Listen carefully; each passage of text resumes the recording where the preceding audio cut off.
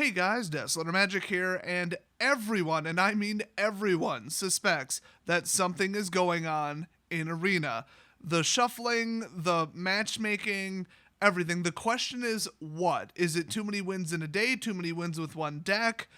Is it rigging tournaments? Is the shuffle rigged? Is the color matching of the deck rigged? I mean, just something is up, but nobody's been able to figure out the patterns. And honestly, everything in this entire video is just my opinion. It's what I think might be true. It's all just suspicion. And it's just based on what I'm seeing. So unless a developer comes out and says, yes, the game does this, here's how the code works, we're never going to get a final answer on this. But I've played well over 1,000 games of Magic on X-Mage, and then I've played probably several hundred on Arena, and they are different. That I can tell you with 100% certainty. I also thought that the opening hands were a little bit too consistent, but that was not the case for tournaments, and it turns out 100% confirmed by the game developers. Now, I did hear this information secondhand, but apparently there were statements made by the developers on the forums that claimed, in free play mode, the game would draw you 2 opening hands and select whichever one didn't have disastrous levels of mana screwedness. So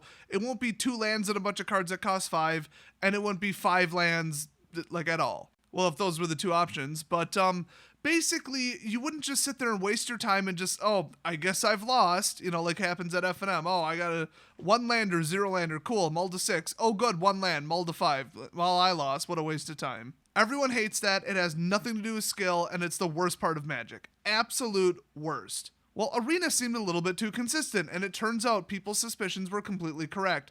They will pick the best of 2 to avoid absolutely disastrous results. So it's subtle, and it gives each player an advantage equally. But I also heard that somebody said a statement from them indicated that they turned that feature completely off for the, I call them tournaments, but events. So if you're like, wow, when I actually give a crap about winning, oh look, a 1 lander, oh look, I mulled to 5. What the hell? Why does this game hate me when I'm playing a damn event? What's the difference? The difference is it's playing like normal Magic. So I thought it would be fun to start out with a confirmed one. Yes, it absolutely does that. Now, I also heard from somebody in my comments section, I know real reliable sources on this, but I refuse to go to the absolute trash pile that is the Arena forums. But allegedly, that feature has been turned completely off. And yeah, based on my mana inconsistencies compared to before the wipe of the beta, I feel like that's probably true. But I have gotten conflicting reports about that. Other people said that it was turned off for all events at every level instead of just like past 5 wins or 3 wins or 4 wins or something, which is how it used to be, but I don't have any proof of that either. So next, let's move on to stuff that I'm just highly suspicious of and that I'm speculating on. I think I finally have it figured out, and I've been talking to other major MTG YouTubers. I've been talking to heavy Arena players. I've been talking to my friends. I've ran experiments myself where I try to like artificially create a situation and see what happens and how consistently. And as it turns out, I finally have some results. And once again, this is speculative. I don't have proof of it. I mean, I guess you would kind of call it proof. But nobody at Wizards and nobody on the dev team has confirmed this, so just take it all with a grain of salt. I'm saying every word of that for legal reasons. So my initial suspicion, because this was clear as day, is that when the game decides to turn on you and just start rigging the games, the easiest, most efficient, quick, simple way to do it is to make you go second, because going second can lose you games. Everybody knows this. Drawing an 8th card is not enough to make up for it mathematically. This has been known in the game for 10 to 15 years.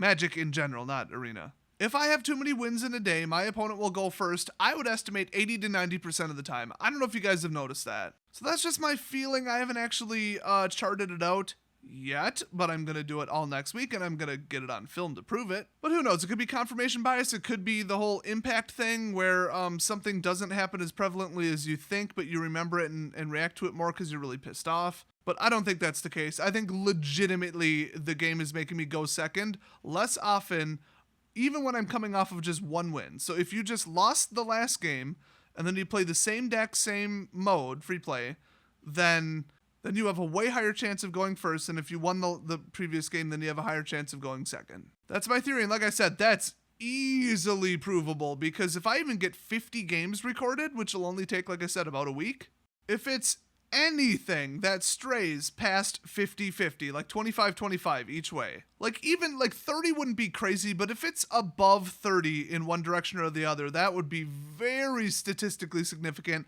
I have a feeling it's going to be closer to like 40-10. So theory number 2, it rigs who goes first so that it can give you losses when it decides to.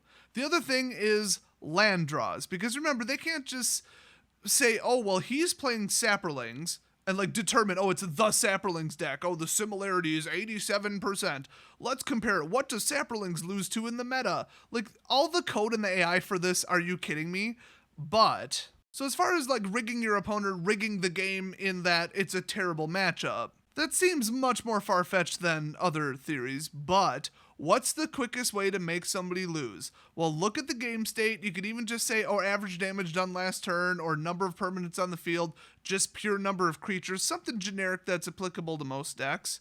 And then just determine, okay, this person is winning, this person is not, and we want this person to win. So we're just going to give the other person all lands. Or at the beginning of the game, this person has won too many coins today, they've won too many matches, or they've played this deck too many times. We need to make them lose. Okay, start them out with 2 lands and keep it that way. Anytime they draw a land, put it on the bottom of the deck and draw another card in its place. Now, land shortages, it happens in paper, okay? I know I've played probably 10,000 or more games of Magic in my entire life.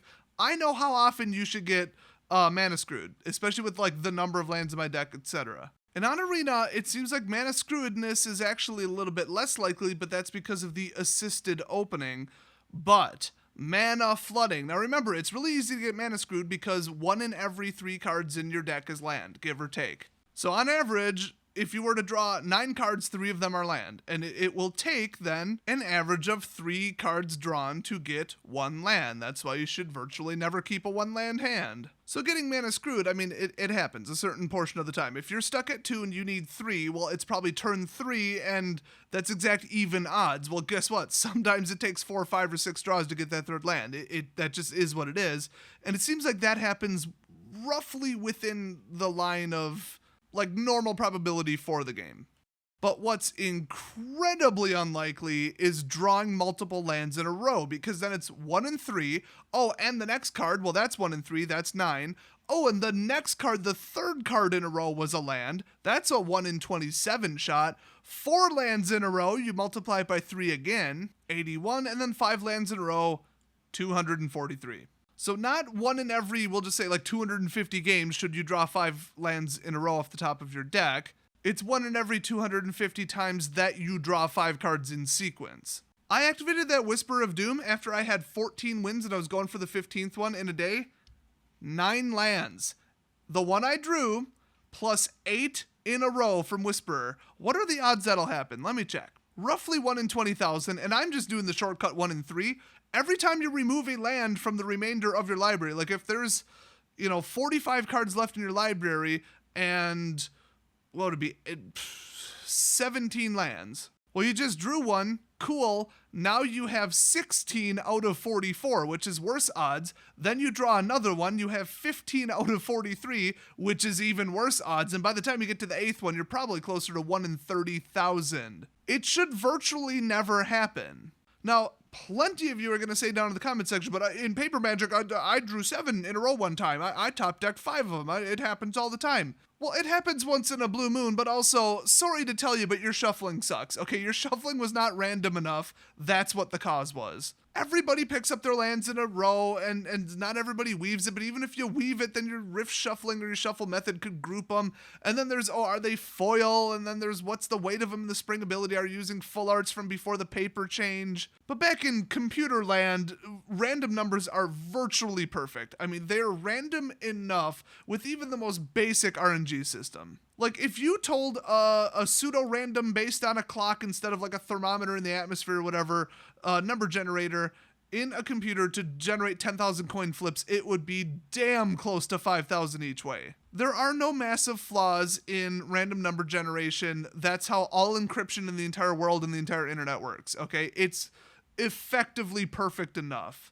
Except in Arena, where I'm convinced that either the random number generation is garbage and massively flawed and the seeds are wrong, or the algorithm is bad, or I don't know. I mean, it's Unity. How bad could it be? You could just call the random function. But I don't know. It could be like a server communication thing, because you would never ever want to generate the results client side. That's insane. Maybe it's listening for the result on the port wrong, or uses the last one if it doesn't get it transmitted. I mean, there's all kinds of crazy stuff. Remember, I'm a software engineer. There is room for accidental imperfection, but there's also room for it to just say, this guy gets nothing but land, screw him. So these crazy anomalies just should not be happening, and the quickest way to sabotage a game is to give somebody too many lands or not enough. I mean, it's that and make them go first or second based on who you want to win. Those are the two quickest, most effective ways. So it is highly suspected that land draws are rigged one way or the other, or that there's either an intentional or an unintentional problem with it. But let's move into the virtually identical problem of the shuffler keeps grouping cards. Let me just make this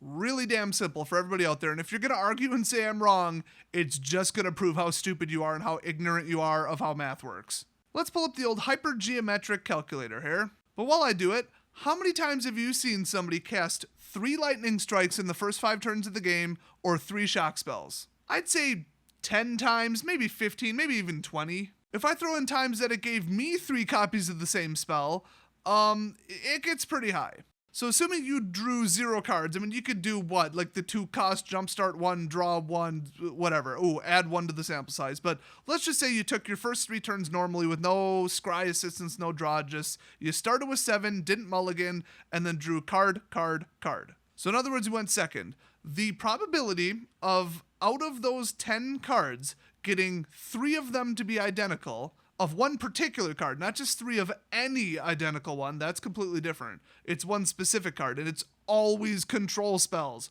Always. So the probability of that happening is, brace yourself, a 1.2% chance.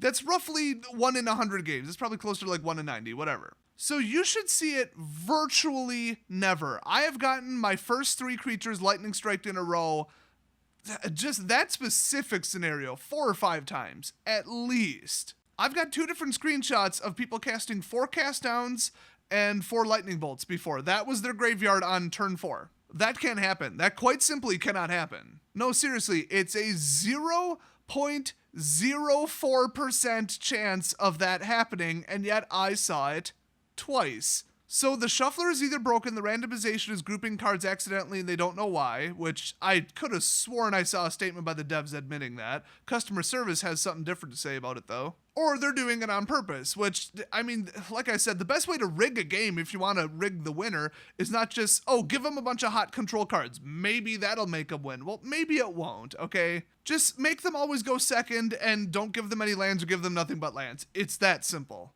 Now, if there's like 3 toxic game-ending hyper-control perfect flawless cards, usually, red removal or black removal, basically, and a deck is running 4 copies of each, you can only really multiply the numerator by 3, I believe, if I'm thinking of that correctly. So 1.2% tripled, basically. What does that get you to, like 3 point something?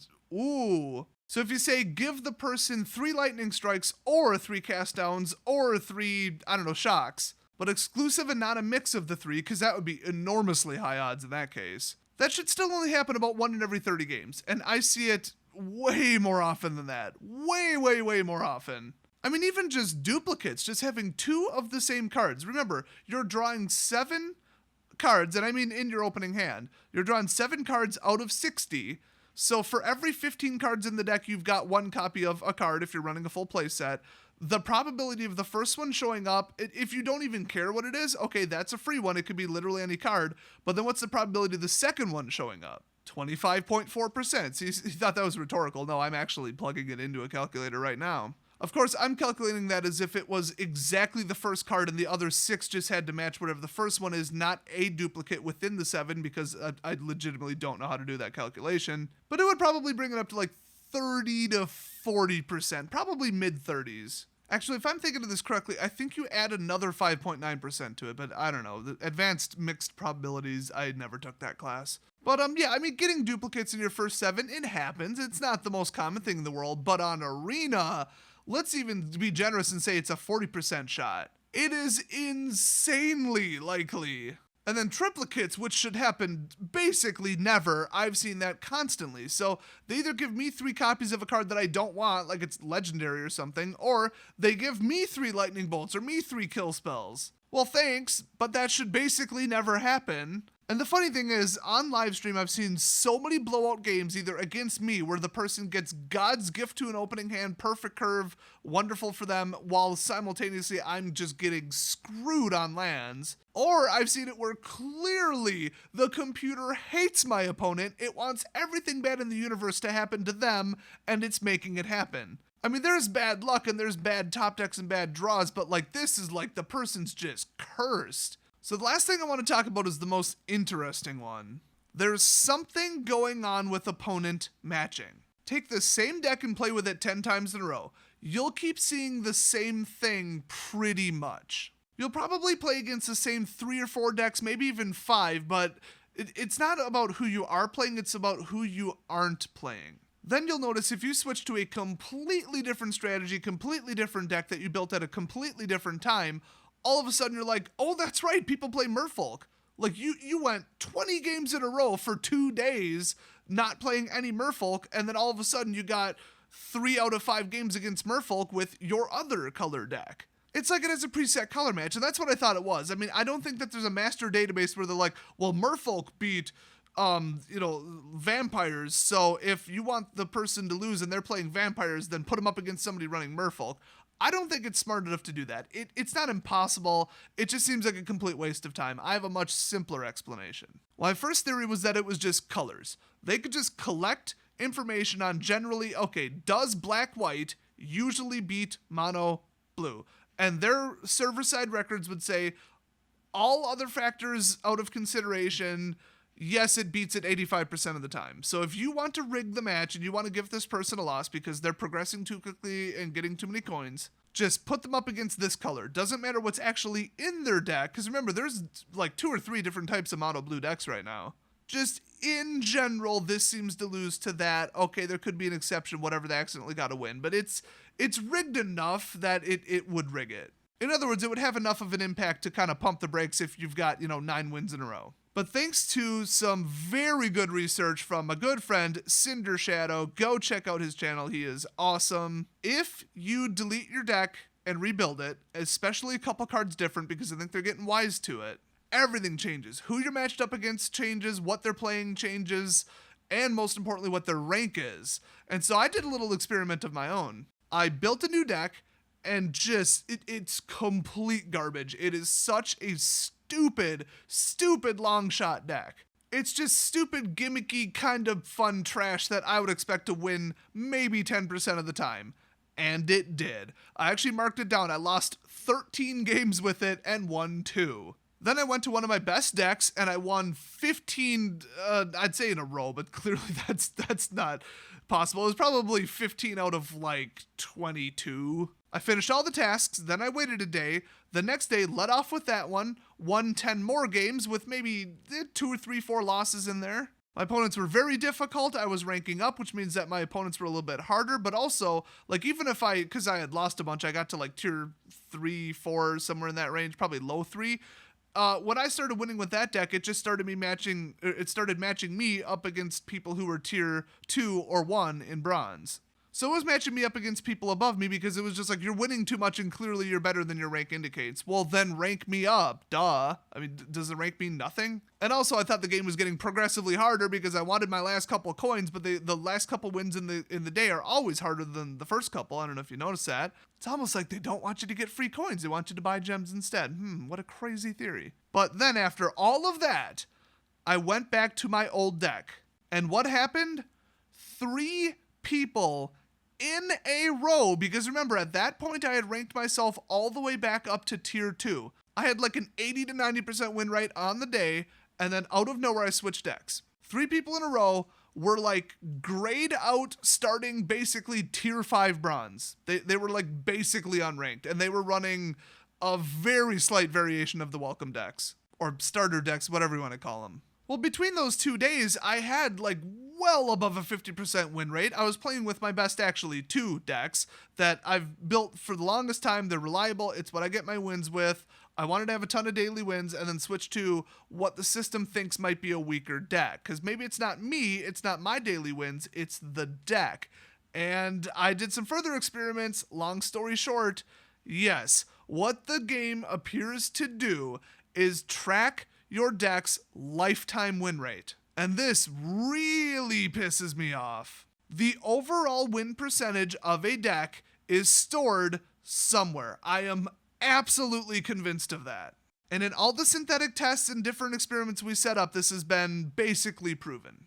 So a brand new deck that you just put together, your opponent is going to be weaker, lower ranked, and be running a weaker deck that has a similar win ratio. If you're running the most powerful deck that you own, it's just going to put you up against harder people. See, other people were saying, oh, well, it's based on the color. It's based on your wins for the day. They want you to slow down. Oh, it's based on this. It's based on that. It's based on the number of wins you got lately. It's based on your last 10 games win rate. I could see why people would think that, but it never quite lined up. The only factor it seems to consider is the lifetime win rate of the deck. And that does mimic all the other theories. Like, it kind of points to them, but that's just not what it is.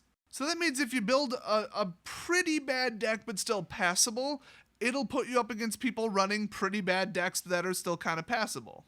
And then when you start winning with it, they'll put you up against harder people with better decks and, better deck reliability, win rates, whatever. Oh, but then if you lose, it puts you back up against people who maybe have like a 40% deck win chance, and then eventually it will just settle in, and then, well, the result will be every archetype will settle into like a little niche. Like this deck, over thousands of games, from multiple players, this deck list typically, it's not like they're synchronized, it's just this is just what happens on an individual level, and then on the whole it all matches. This deck has a power rating of 42 out of 100 or whatever. Like that's its overall win percentage lifetime. So its goodness rating, its chance of winning is 42%. Well, you go to my Dimir deck, that thing's got to be 75% or more. I absolutely kill people with that deck. So what's the result of that? Well, if you're playing a 42% chance deck, you're only going to play people probably between a 30 and 50. So if you're playing, blue artifact mix, you're only going to go up against this deck, that deck, and that deck. Like you'll only play merfolk, vampires, and something else. Red Goblin Rush. Completely made up example, by the way. I'm pretty sure it would get crushed. But the system is just determined with natural math and leveling that those are the decks that are approximately the same power level as yours. Then when you switch decks, it's not about switching decks. It's not about, they just don't want you to win with the same deck. Otherwise, you'll only need wildcards to build one deck and you'll just run the whole game with one deck. I don't think that's quite it. It's just that your other decks are either better or worse. They have, a track record of 100 games. They know how many out of those 100 that you've won and how many you've lost and what the approximate power level of your opponents were. So if they say, well, this is maybe a 65 because it lost to a 75, a 78, and a 79, but then it beat like a 42, a 52, and and they kind of dial it in. They're like, okay, so Merfolk is a 55, Selesnya Token Dump is a 72. And so each deck by, I guess, accident will keep playing against the same couple decks because they're in the same group. And that's why, like, if you play Red Rush, you will never, ever, ever, ever go up against, like, you name it. I'd say White Life Gain, but come on. Like, they're just too far apart in win rates.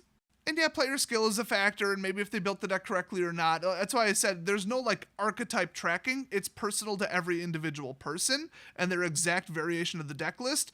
But since some decks just naturally are better than others, everybody will settle into about the same number. So collectively, white-black vampires would have a range and it would have about a ranking. So that means if everybody else is kind of in the same boat as you, then you'll keep playing against them. And it's the same decks over and over and over. And there's obvious ways to test this. Build a completely new deck and see who you go up against, and then take your best deck and see who you go up against and what they're running and if you win. And then I think past that, now that they have an absolute number that indicates probably how good your deck is, if they want to rig a game, not only will they, rig the land draws if they absolutely have to, they'll definitely rig who goes first. That's clear as day. But they'll rig who you're playing. Their rank means next to nothing. I mean, you've seen a level 2 go up against a level 4. It just That's really far apart, but it happens. If they decided that you've won enough damn coins today and they want to make it harder to slow you down, if you're running like a deck with a rating of like 62, they're going to put you up against somebody with a deck rating of like 85. I am very certain that that's what's behind all of these oddities and the weird matchmaking. And if you've ever seen matchmaking take 2 seconds and then you've seen it take 40 seconds, you already know that it damn well didn't take 40 seconds to find a random opponent that's just, kind of near your ranking, and that's that. There's clearly more that goes into it than that.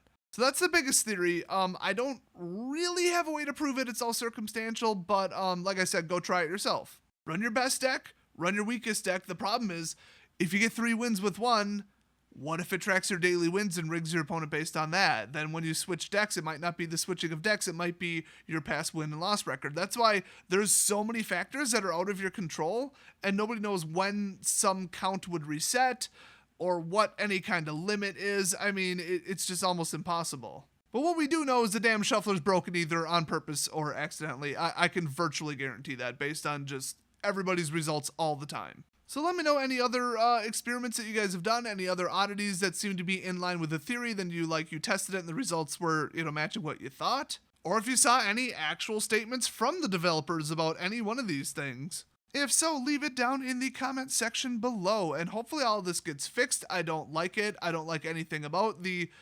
assumed deck power level ranking thing. I don't like anything rigged. I want to just be like, I'm tier 3, put me up against another tier 3, the end. If I build some killer deck, I don't need you putting me up against people with killer decks and just ignoring the rankings. That's stupid.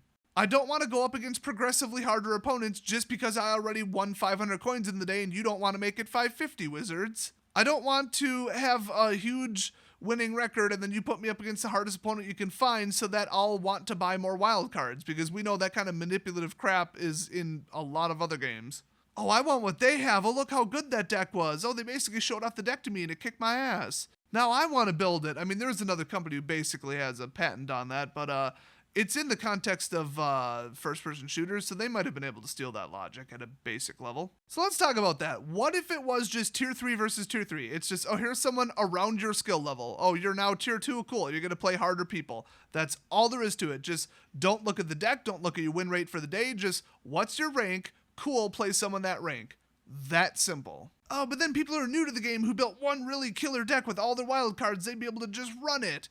Well, not for long, because they'd keep winning and they'd get ranked up. The problem would solve itself pretty damn quickly. Oh, but then people who switch to a bad deck and derank themselves by losing on purpose, or they just go into the game and forfeit over and over and over until they're deranked to like level 4, and then they play level 4 people and just beat them easier. Sounds like a waste of time to me. I don't think people would do that. How is that in any way efficient? And plus, what are they trying to do? Just get coins? I mean, don't you care about your rank above all other things? Like, if they actually made rank mean something and made it actually determine how good your opponent was, why would you derank yourself in order to win more to rank yourself back up? So I say just keep it to approximate skill level. That would already be better than F&M, where you don't know if the person you're matched up against completely blind randomly is better than you or worse than you. Although in further rounds, like round 3 onward, you kind of are ranked up against somebody more similar to your skill level, but that's it. There's nothing past that. There's no, let's look at his last 100 wins or his last F&M performance and use that against him. No, it's just, I have 2 wins and 2 losses. Cool, round 5, go up against somebody with about 2 wins and 2 losses. They probably have a similar deck power level and skill level as you. No more blowout games. The end. That's it. That's all the system cares about. I don't see a true and sincere downside to a system like that. And right now, Arena is so aggravating with all the clear misses in randomization, either purposeful or accidental, the ridiculous rankings, the ridiculous way it does pairings depending upon the deck I chose. It's just blatant and clear as day. Something is going on, and however clever they thought they were being, we're on to you, so fix it. Just get rid of all that crap. Oh, by the way, 100% of what I said does not apply to tournaments. Their ranking system and difficulty system and opponent system is completely different. They've even basically admitted that because they hide the person's ranking completely now. You can't see it next to their name. You don't know if they're bronze, silver, or gold. You have no idea. And if you lose the first 2 games in a tournament event, whatever, your third opponent is going to be so stupidly bad at the game, it's going to be comical. I'm not even convinced that they're participating in an event. I think that person signed up for free play and they just matched you against them. And as we keep seeing on my live streams, if you win 4 or 5 in a row with 0 losses, your opponents are going to be the greatest players in the history of the game from then on. I kind of get that, but I'm also kind of aggravated that that has nothing to do with my free play ranking, although I could spike those to win the events. I kind of get that. But it's like, yeah, at F&M, like I said, you win 4 and out, you're going to play the best person there. If there's like 50 people there, it's enough of a sample size that, yeah, the best people sifted to the top and went undefeated. So, of course you'd play each other. Why that far into the event would you play somebody who's terrible? That just seems arbitrary and random. It's just, I wish they were more open about it. Like, okay, now you're going up against somebody else who's 5-0. So you're both obviously pretty good. You got pretty good decks. Just FYI, that's what we're doing. But I think at this point, you've all noticed, if you've been running as many events as I have, that that's how it works. So they're not in any way, shape, or form trying to hide the fact that those are rigged. Like, your opponent might start off random in the first turn, but that's it. Every game past that. Your opponent is completely based on how many wins and losses you have. They don't even try to hide it, and I have never once seen the system deviate from that, ever.